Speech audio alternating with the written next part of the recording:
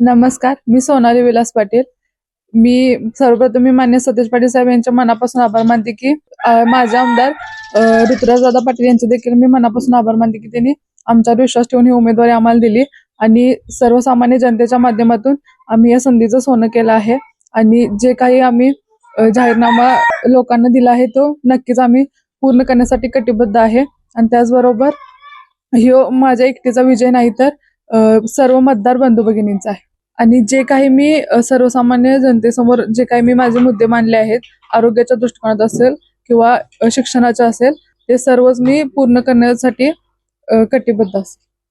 आणि मी सर्व मतदार बंधू भगिनींचे आणि सर्व कार्यकर्त्यांचे मनापासून आभार मानते की त्यांनी मला खूप मोठ्या मताधिक्याने निवडून दिले. बाळ, फ्रीज मधून श्रीखंड काढ ना. आम्ही पूर्वी घरीच बनवायचो श्रीखंड, त्याची चवच वेगळी होती. आता काय सगळं रेडीमेड.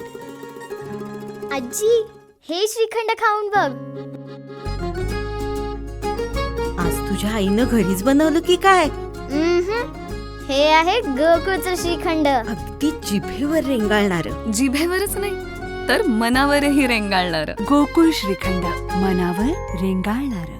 ताज्या घडामोडी पाहण्यासाठी माझा महाराष्ट्र न्यूजला आजच सबस्क्राईब करा.